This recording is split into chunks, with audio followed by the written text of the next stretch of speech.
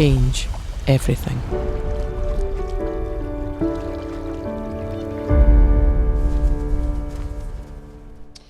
Billy, Susan, Charlie, how are you? Terrell, Big O Bell Media, how are you? Very well. Good, good, thank you. Man, I got about 100 questions, and I'm all out of tears after watching this one. I didn't know what to expect, and also I want to say shout out to filming this, and I guess this what 4K. Like the quality of this is absolutely amazing, despite the weather conditions and stuff that was going on. I don't know how you guys withstand that type of cold, but down here in Maryland, in the states where I am, it's like 80, 90 degrees right now. So I was like, man, I don't know how they were filming that, but like I said, it was really good quality, really, really good shots here. My first question is for Susan.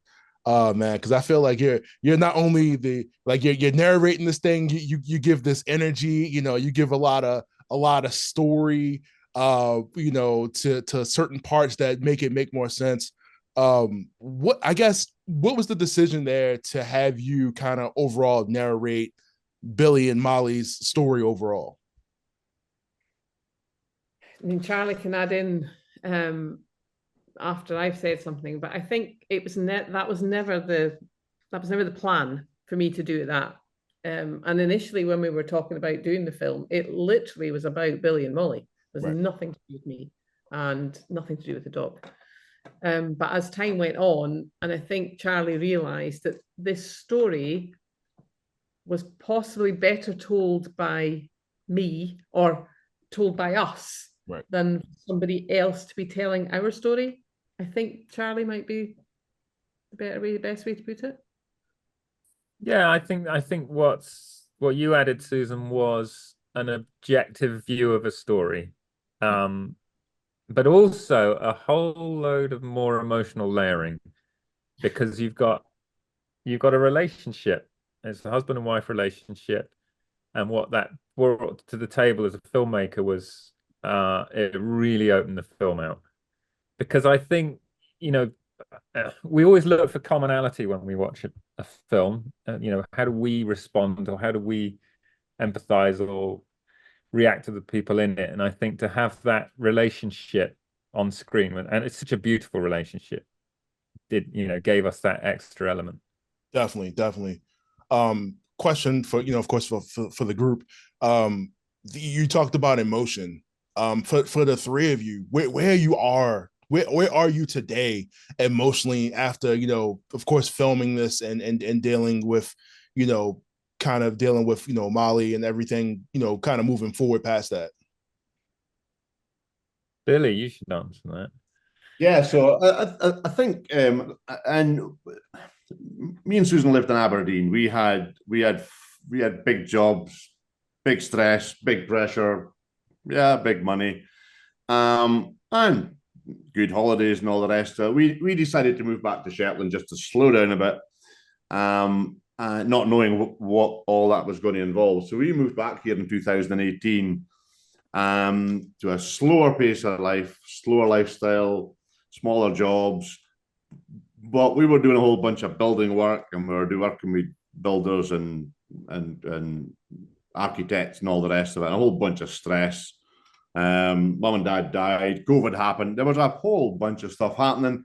And you know what, when Molly turned up, so there was no deep dark place that we were in, either of us, but when Molly turned up, she was just a breath of fresh air, and she helped us to take our focus away from all the crap that was happening around our life and just focus on her needs. So that's maybe the best way to answer that, is just to say that we weren't in a bad place, but it was nice to have a little animal come along and go, do you know what? My needs are greater than yours right now. And we were able to respond to that. You guys talk about the financial burden this was putting on you at one point in time. You don't really get into like the numbers of the detail, but I'm assuming at this point you still have a freezer full of fish. I don't know if you can say, but like on average, I'm assuming like on a monthly basis, like what were you spending to like feed Molly? To be honest, at the outset, I mean, it wasn't a massive, a prohibitive financial burden. We probably spent 20 or 30 quid a month for the first few months until we found a fish supplier who was able to give us fish that he couldn't use. Right. So it now probably costs us about a couple of pound a month. Yeah, and genuinely, Billy would go out fishing. Yeah. You know, Oh, in wow. the months that we can go out fishing, he Yeah. would go out. So yeah, no, there were ways around that. Yeah. Mi- So mitigate it- mitigate yeah. that cost. Yeah. Charlie, I'm always interested in the behind the scenes of all this. How long did it take, like overall? I mean, like, oh, let me start off.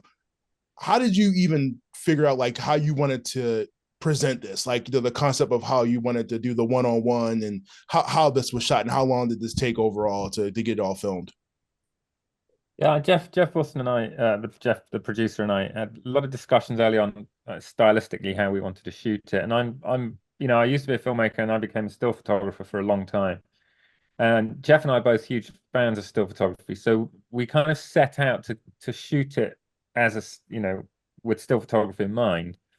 And then that kind of evolved as we did it, because we couldn't always pull off exactly what we wanted, but we liked the fact that we had this lovely intimacy between Billy and Molly, and we could get very close. So it allowed us, you know, to technically open it up to use stabilizing units and everything else. And then to bring the drone in was fantastic, because Shetland's very flat. It's got a very flat aspect, but the moment you lift up in a drone, the whole place opens up. And luckily Molly wasn't remotely scared of the drone, so you could just fly it around.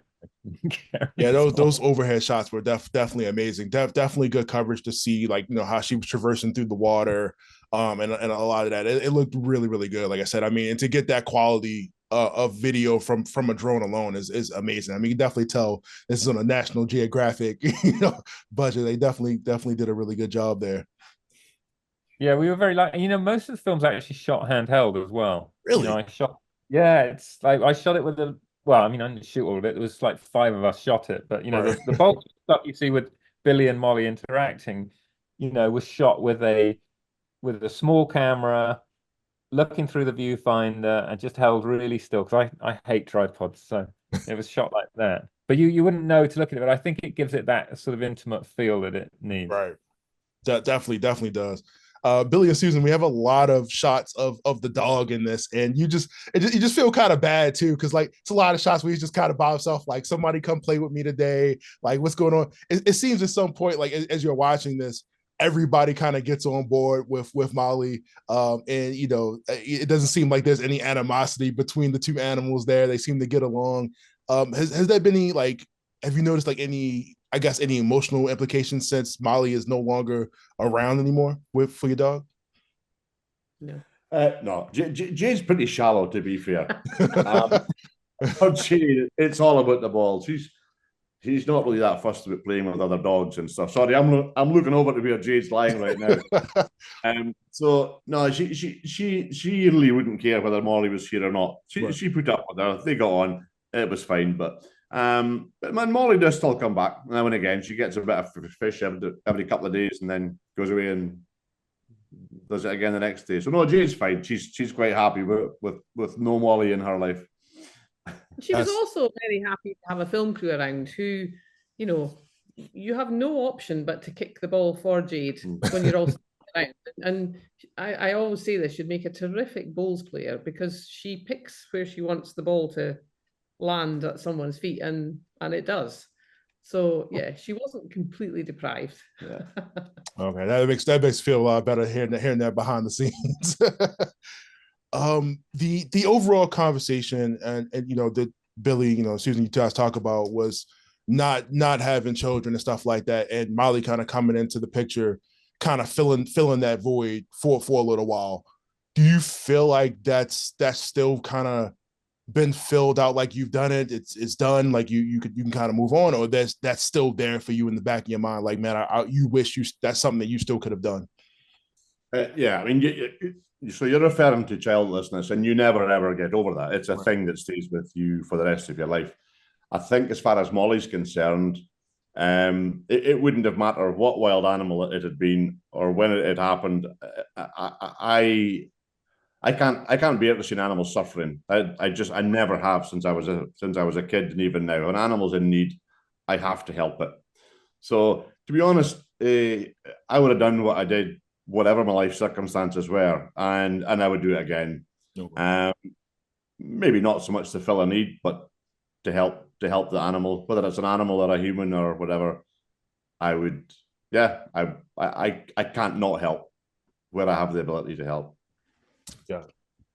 So you finished working on that house. I know that was a project you were working on in the middle of film.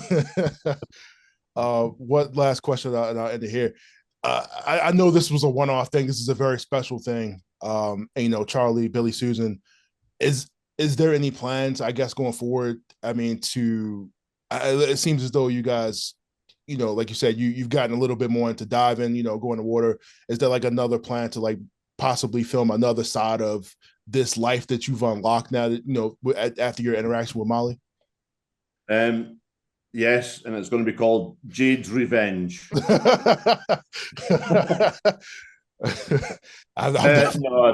to be honest, we just live our life here. Molly arrived, the film thing kind of happened. It's Right. gone away, and we're just still living our life. Nothing's really changed. I suppose I kind of want to keep it that way. But if something else exciting turns up, hey, we'll get involved and we'll do it. But no, life is pretty much gone back to normal, to the way it was before it all started, except with wonderful new films on the go. Absolutely. I mean, to all of you, I'm gonna wrap it here. It said, I mean, this was an amazing documentary, amazing film. Like I said, this was well shot, well directed. All of you did really, really good job. If this was your first time on camera, you guys were all natural. This was, you know, I know you weren't doing a performance, but you were living in your normal lives. But like I said, you did a really good job. I really enjoyed this. Got emotionally vested into this. This is something that I definitely will be recommending to friends and family. And everybody that asked. Like I said, this is very, very well done.